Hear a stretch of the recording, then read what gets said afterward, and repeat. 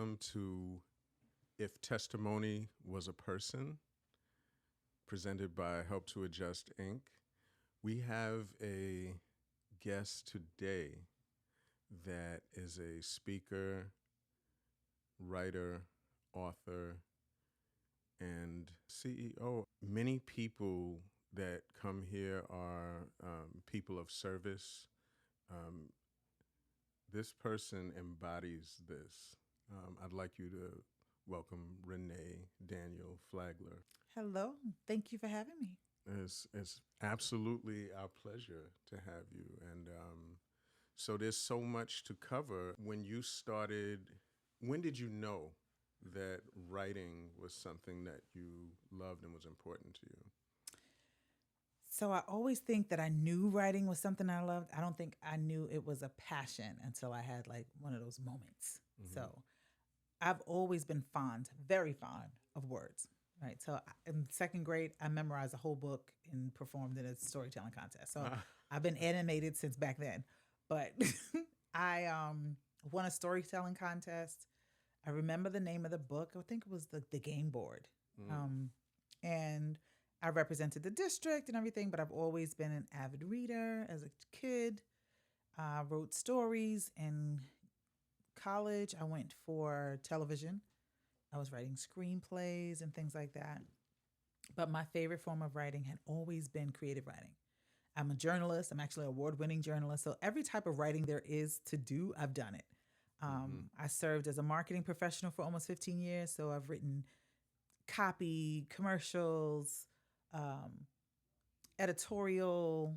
I've done, media kits. So when I say every type of writing, from books to promo copy, I've done that, voiceovers, everything. But my favorite pastime when it comes to writing is creative writing, creating stories and characters and things like that. So it was always there. But when I discovered that it was more than just something I liked, is when I was in the midst of my marketing career, and I had always liked to do a lot of different things, especially creative stuff.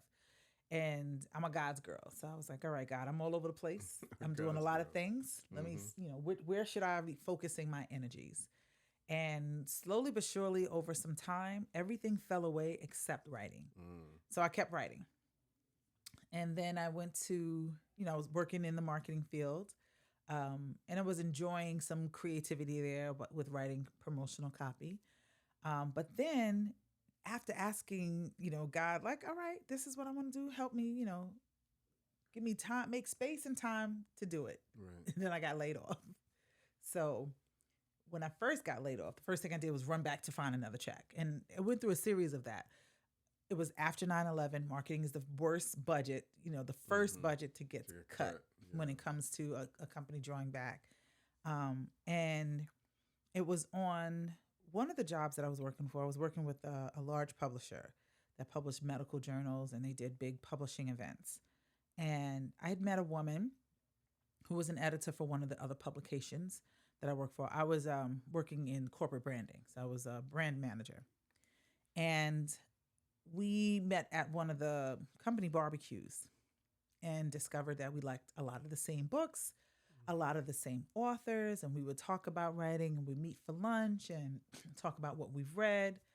And one day I told her, I like writing. I actually have written some stuff. And she was like, oh, I would love to see, could you bring it in? Would you mind sharing?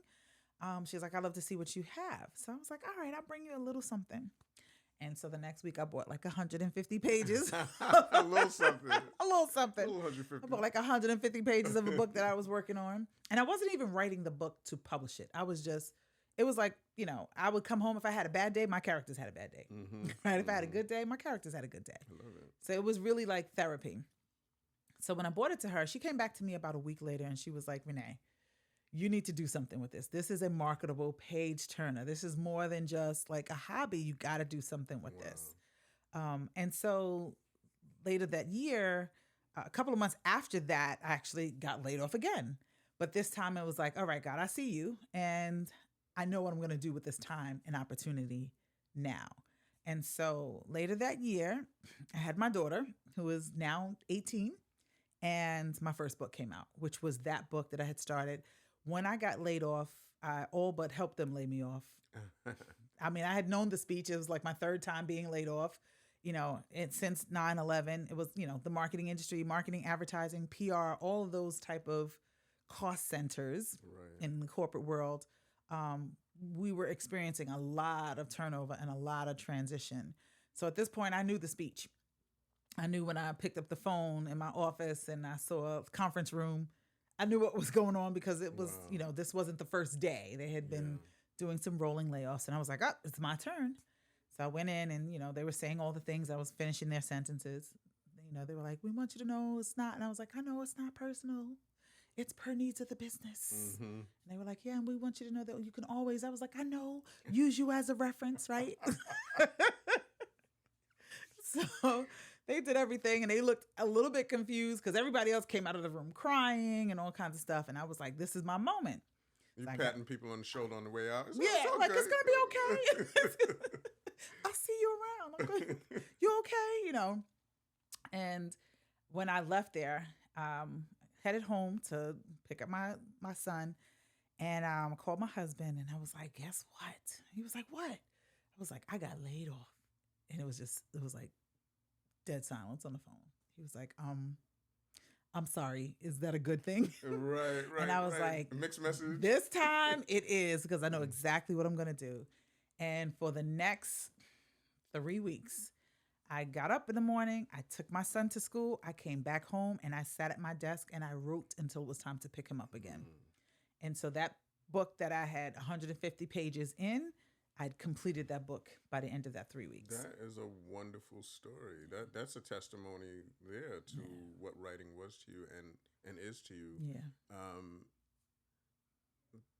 Thank God that corporate America released you. They pushed me out. Right, because your gifts often something that you're able to release your gifts when you're released from a situation that is not really for you. And so you kind of ask God, show me what I'm supposed to do, and you were shown. Yeah, he showed me. Mm-hmm. He showed me. And so how long ago was this that you wrote for Harlequin? So my career started writing as myself, Renee Daniel Flagler. Mm-hmm. I built up a bit of a following, several books in, and in 2015, I was offered the opportunity to join Harlequin as a romance author. And so that's when my pen name was created, Nikki Knight. And so now I've published, released about 11 books. I'm working on, I think, my 11th or 12th book under the pen name Nikki Knight with Harlequin. It's due to my editors in June, so my writing schedule is about to get real tough, real busy. So I have 11 and 12 books with Harlequin and about 10 books under Renee Daniel Flagler. Wow, that's very impressive. Yeah. So It's a blessing. And Queens is in the house. Queens is in the Queens house. girl, To the bone. right? And went to St. John's. St. John's University for undergrad, New School University for my first graduate degree, and College of New Rochelle for the second one. Mm-hmm. So all New York schools. Your educational path, I mean, we're going to get to the fact that you are the CEO of Girls Inc. of Long Island. Yeah. You have a passion for helping the underserved, but helping girls to get to know who they are. How much did your educational path, figure into that passion? So and I've always been the corporate girl, right? So my goal when I went into marketing is I was going to be the chief marketing officer of somebody's business, some corporation somewhere. But that epiphany about writing being not just a hobby, but a real passion and pursuing that wholeheartedly is really what changed the trajectory of my career. And it was on the path of being an author that I discovered my second passion, which was working with youth. So I had been asked to come and meet with girls in a group, actually it was a school. I was asked to come and talk to some youth at a school as an author because they said, as an author of color, we'd love for these young people to see you. They've never met an author Yeah. of color. And, I was happy to represent, yes, I'm an author, you can be an author. Mm-hmm.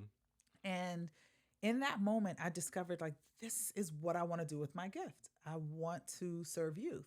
And so, following up that, I was asked to come in and talk to a group of young girls at a group home in the Bronx, runaway and pregnant teens. And so, I did a 6-week writing workshop with them. And that was mind blowing. And, it was, these girls had a hard life. They were all pregnant. Some wanted to be, some didn't want to be, caught up in all kinds of life situations. Some of them were far from home. Some of them, their family was right here in New York. And at first, when the first couple of times I went in, it was just like, who's this chick? What she want? Yeah. She want to talk to us about this. We don't want to talk about that. And somewhere along the line, I earned their trust and they started to open up and we just started to write about their journeys. Journals. We started to have a good time together, creating characters. It became an escape for them. There It must just have been became some so. crying. Oh, it was a lot of everything. Yeah. It was crying. Yeah.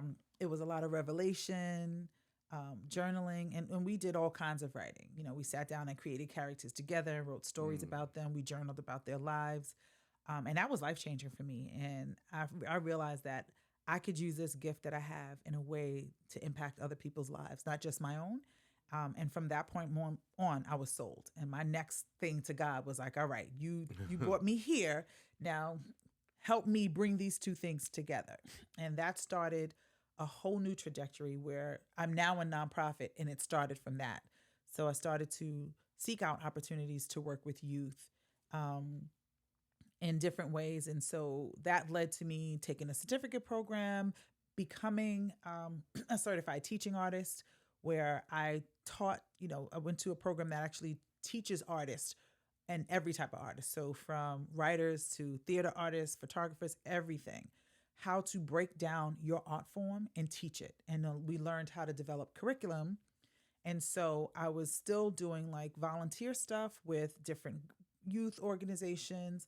But then I was now on a whole new career path in nonprofit and delivering programs through writing, through literacy. And so as a result of that, I've worked with schools all across New York, the Bronx, South Bronx, Red Hook, Queens, Uptown, Manhattan. I've worked with every type of youth population. I've worked with youth in prison, youth in group homes, youth in non-secure placement centers, drug treatment centers, the public school system, developing writing curriculum, teaching writing curriculum. And that's actually what led me to Girls Inc., the opportunity to run programming in Girls Inc. of Long Island. And I joined them because although I loved working with youth in general, and I had worked with, as I said, every youth in every type of situation, I did have an affinity for working with young girls because I saw that they had unique issues. So that's what led me there. But it was my way of combining my gift with service. Mm-hmm. How did you find your education growing up in Queens? I mean, I get mixed reviews. I mean, I in some way, being a person that grew up in Queens in the 80s, it was fun. Yeah, I feel like I got that definitely. I got a good experience with my people. We, we had good times. I also feel like I got a fairly decent education, but then I hear from people that there were guidance counselors who tried to push them into clerical work. And, I just want to say that creativity is very liberating when someone teaches you about how to access your creative side. And I can imagine you've affected a lot of girls in that way. But did you find any of the inequity of education growing up? Absolutely. In hindsight, yes. But when I was a young girl and I was experiencing it, I don't think I realized then Mm. that I was either being marginalized or, kind of boxed in. Yeah. Um, I knew I wanted to go away. I tried to trick my mama and only apply to schools outside of New York. And Hmm. she was like, yeah, that's okay. Cause That's it's where still, you applied. That's fine with me. that's fine with me, but you're going to be right here. Right, So right, yes, right. I went to school in Queens. And my counselors wasn't bad, but I know that I had heard stories of friends and stuff who, were discouraged from applying to certain types of Right. colleges, you know, oh, you can go right here to Queens College, or you can go to Queens Community. I don't know if you're Hmm. going to get into a 4 year. And at that point, I don't think we were encouraged at all to pursue our passions or pursue the arts. I think, and it's not that they were being discouraging, right? I think, just like even my household, my parents, everybody was like, get a good job and work 30 years and get a pension, right? Hmm. My dad was blue collar, so I grew up with blue collar and domestic fingers, working to the bone. Yeah. And to them, the best opportunity, right, was to get your diploma. If you can get a degree, you can get a degree. It wasn't even pushed. Yeah. It was like, get a good job, get a city job, do transit or do something like that. Yeah. Correction, police officer, civil service, government, things like that. It just wasn't a fit for me. I was way too creative to box in like that. I'm still not easy to box in, as you might be able to tell. Yeah, I think so. I You think might I can tell. little hint there, but I knew it just wasn't for me. It didn't feel right for me. I knew I wanted to go to college. My family 100% supported that. I'm a baby of six, so we didn't have a whole lot of means and a whole lot of resources. So everybody in my house made sure that I was able to pursue college all the way. My sisters were helping my parents, cover the cost of books and things like that Right. because they believed that, all right, you're going to be the one to do it. And so I remember my dad used to say, like, I don't care what you are, just be the best that you Mm. can, or one of the best. He said, I don't care if he said, always say, I don't care if you're a street sweeper. You be the best damn street sweeper there is, you Hmm. know? Hmm. Um, so I found my way through curiosity, finding out about opportunities, finding out about different types of jobs that I just didn't know exist. So I make it my business when I'm working with youth to expose them to as much as possible, like all the things that I just never had the opportunity to be exposed to, Absolutely.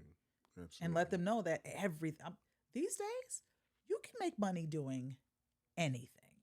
So whatever your heart desires, there's a career path for you. Hmm. If someone can just show you how to do it, it's possible. Absolutely. That's it's a great message, and I've seen some of the programs in STEM. I've been exposed to Black Girls Code, my Hmm. own daughter, and it's wonderful because people should be able at a young age to explore different things. I once did a training with a psychologist, and this psychologist, similar to Warren Buffett's message about being lucky to have just been exposed to what he was exposed to and had the opportunity to do what he was able to do, said that his father um, took him to four professionals and let him do um, each profession as like a intern for some amount of weeks, 6 weeks or something like that. So he was with a psychologist, an accountant, some kind of business and finance person, and some kind of medical doctor. And he went with, or maybe lawyer was in there, but he went with psychology.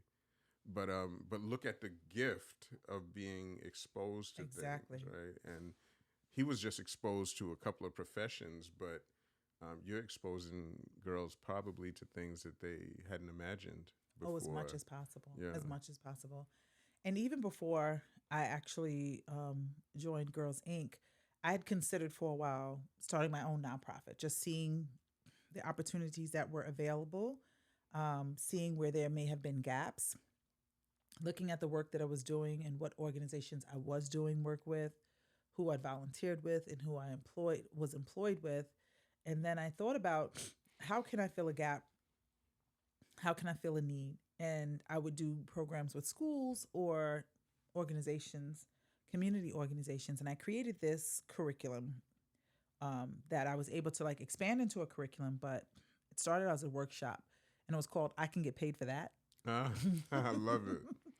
And so I would explore all these different interesting job opportunities that were like, to me, were like, wow, people get paid to do this. Yeah. And I did the research to figure out like, what did you need? What did you have to do to work in this career? What is the salary range in this career? Just to find out information. And I would go, when I was asked to volunteer with youth groups and, to do presentations and workshops and stuff like that, this is one of the popular ones that I did. So I would do them with like rites of passage groups and, so on and so forth. And so I was fascinated by the information that I found. There's photographers that get paid to go up in airplanes and take pictures. Like that's all they do.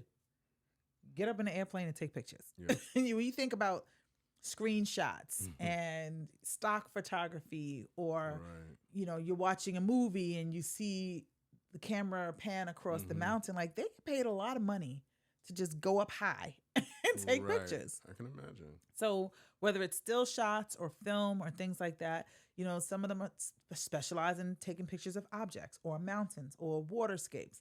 I found information about flavorists. I had never in my life heard of a flavorist. I'm like, what is a flavorist? It's a food chemist. Oh, yes, I've heard about this. And I mean, I like to eat. I'm a foodie. So I'm like, if I had known about this when I was in college. So a flavorist is basically a taste maker. That's one of the nicknames. They're taste makers. They are the reason that Jif tastes different than Skippy or Hellman's tastes different than Kraft. They create flavors and they work in food houses, flavor houses. The majority of the country's flavor houses are right there somewhere in New Jersey.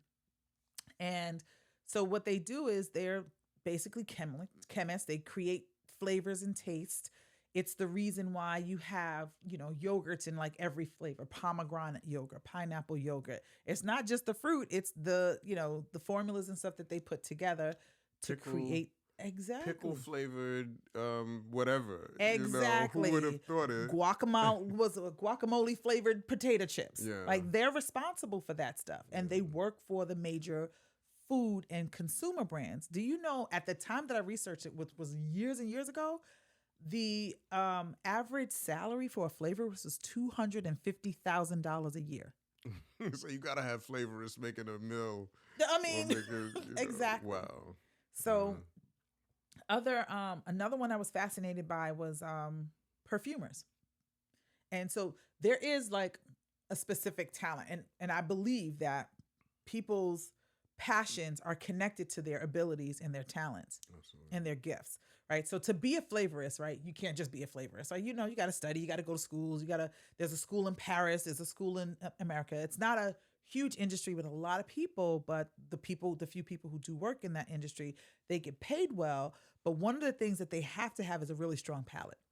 Right. Now, we all know people who can taste something and tell you what's in what they're tasting. Right. I'm not one of those people. Like, it's good. It's good.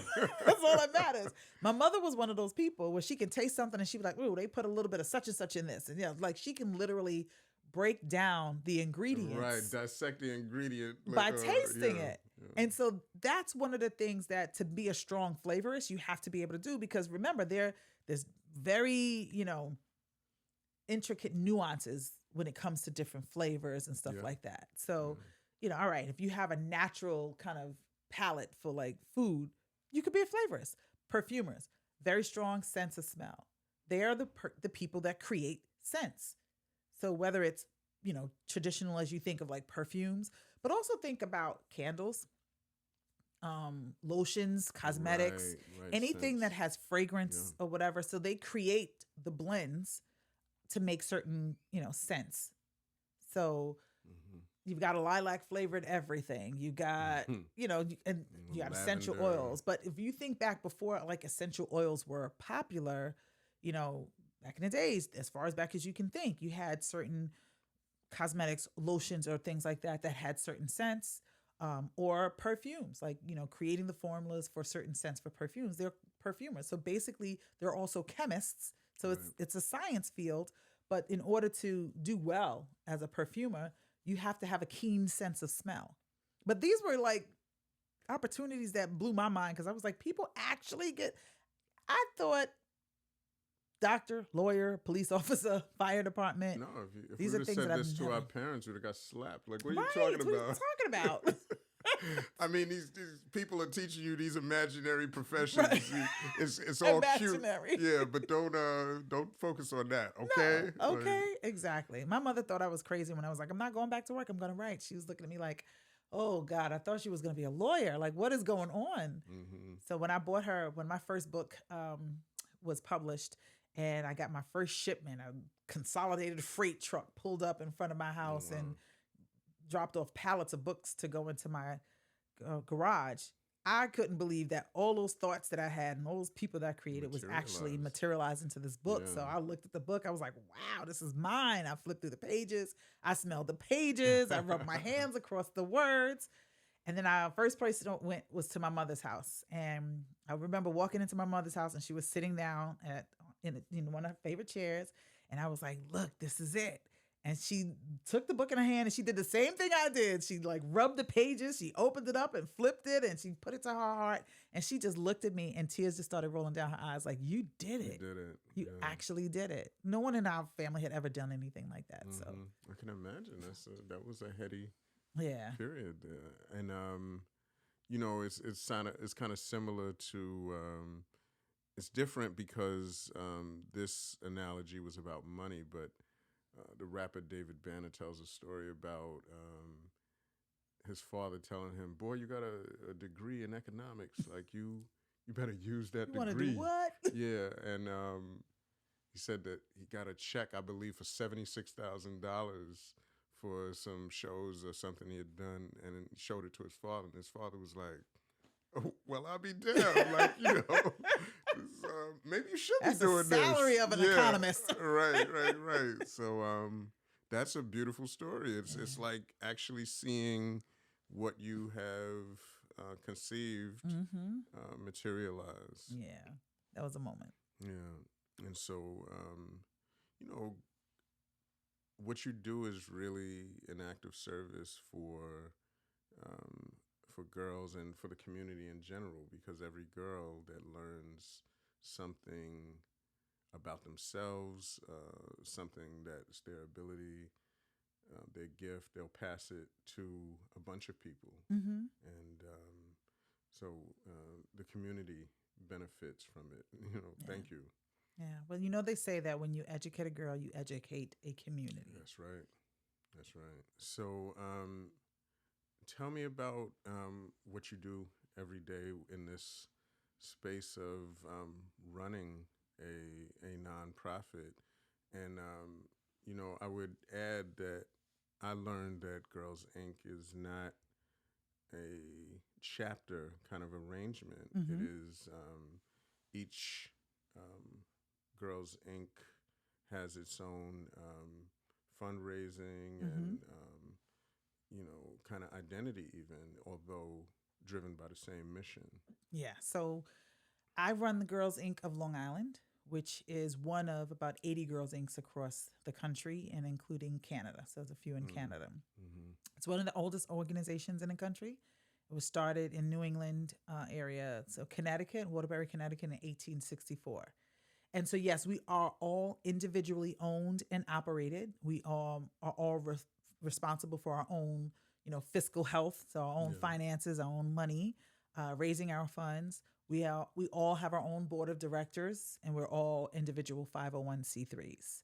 So it's kind of like equivalent to like a franchise, right? So Right. you have a McDonald's, you own this McDonald's, right? But you're Mm-hmm. part of the network of McDonald's, Correct. right? So it's very similar to that. And so, yes, I proudly lead that organization where our mission is to inspire all girls to be strong, smart, and bold. That also equates to being healthy, educated, and independent. So we provide research-based programming that does that. Our curriculum is broken down into those three areas. And on the other side of that, we are an advocacy organization. So we advocate for girls' rights and for gender equity. And advocacy really is at the root of a lot of our programming. We teach what we teach because there's issues of equity out there, and there are unique things or needs that are specific to girls, and we want to make sure that we are addressing them, and we take that very seriously. We consider ourselves a leader in issues impacting girls. We consider ourselves barrier breakers. We don't just sit back and watch things happen. We figure out, how do we do something about this? How do we create change? How do we advocate on behalf of girls? And we teach girls how to advocate for themselves. So we cover issues like bullying and peer pressure, cyberbullying, or body image in social media. But we also really work to focus on giving them the skills that they need to truly be successful. We teach things like financial literacy, college and career readiness and exploration. We teach them advocacy so we can teach them how to advocate for themselves as well as for their communities. We teach them leadership. We focus a lot on STEM to help bridge the gender gap in STEM fields. We try to expose them to STEM opportunities as early as possible. From the career perspective, we help them to navigate their own strengths and abilities so they can understand career paths and opportunities.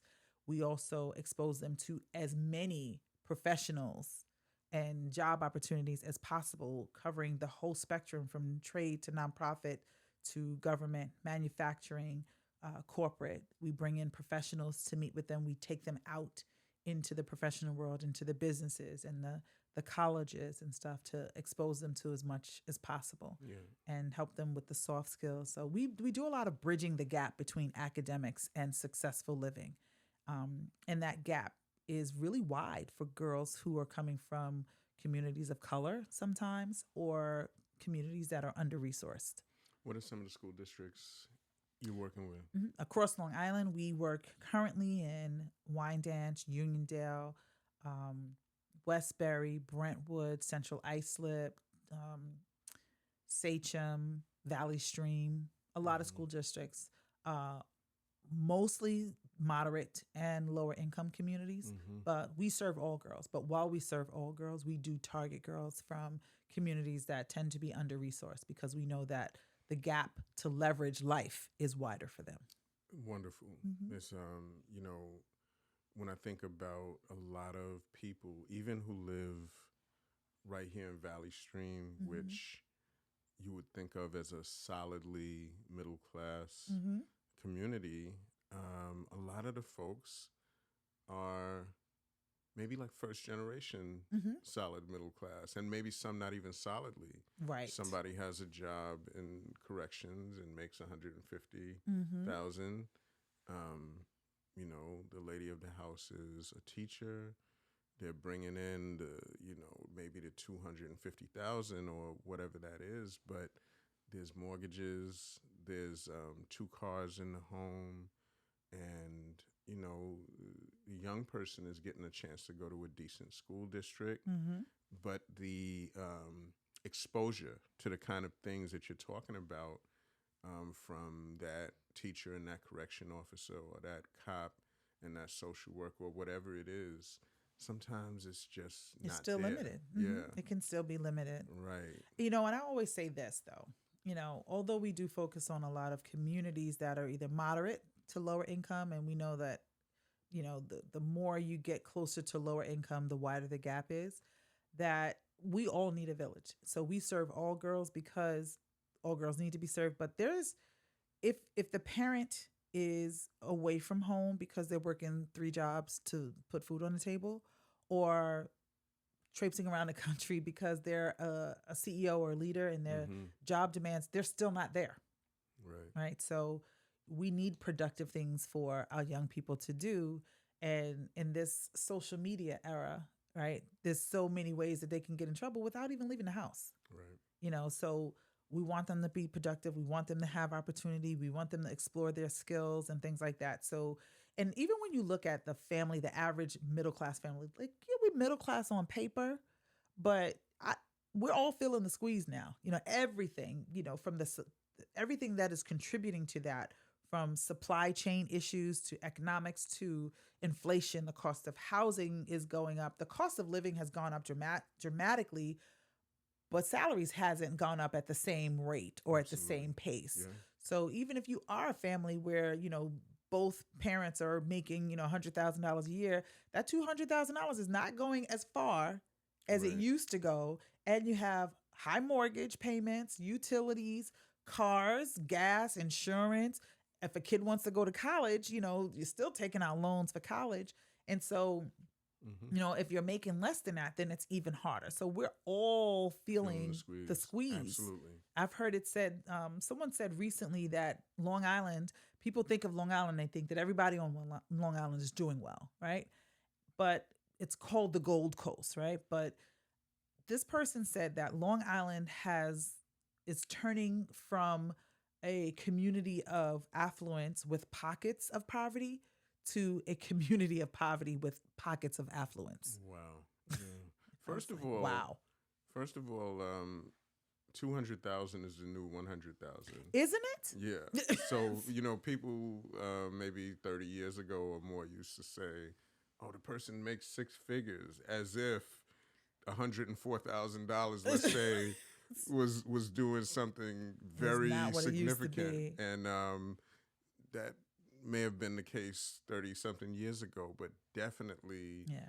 today, it does not go nearly as far. Especially when 30 years ago, you could rent a apartment for $750 or $1,000 a month. Now, Right. you got one bedroom and you're paying $2,500. Right. You could have a basement apartment back in 1990 and pay like Exactly. $600. $600. Right. Your little right. itty bitty basement, and you're good.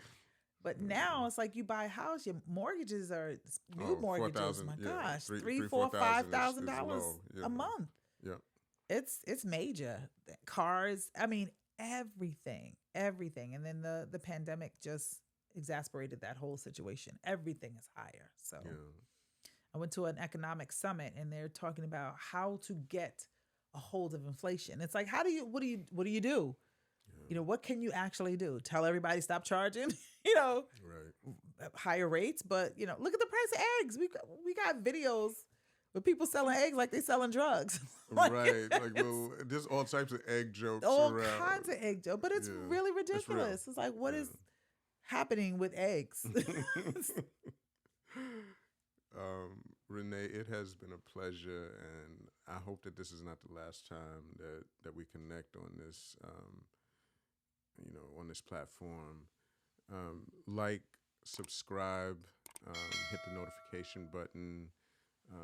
We want to continue to connect with you, with this important content. Renee, if people want to contact you through Girls Inc. or if you have social media handles that you would like to share, what would those be? I do. So I'm all over social media as Renee Daniel Flagler. I'm on TikTok, Instagram, LinkedIn, Facebook. I don't know how many people are still on Twitter, but I'm still on Twitter. Also, Girls Inc. LI. If you go to girlsincli.org, I'm there as well. What you'll see mostly on my social media is Renee, the author, and Renee, the business coach.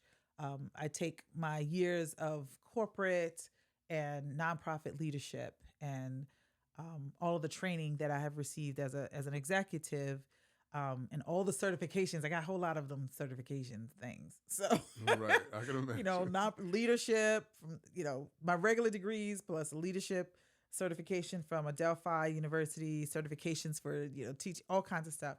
And so I take all of those experiences and the success I've had being able to really build the company that I'm with. When I started, we had a small budget. I've tripled the budget, grown the number of girls that we serve by over 134%. Wow. So really unprecedented numbers. So I take all of that and I work with entrepreneurs to help them develop the strategies to grow their business. So you'll see a lot of that in my social media. And my day job is, Girls Inc. So I serve. That's what I do. I serve. I write and I serve. Absolutely. Absolutely. Ladies and gentlemen, Renee Daniel Flagler.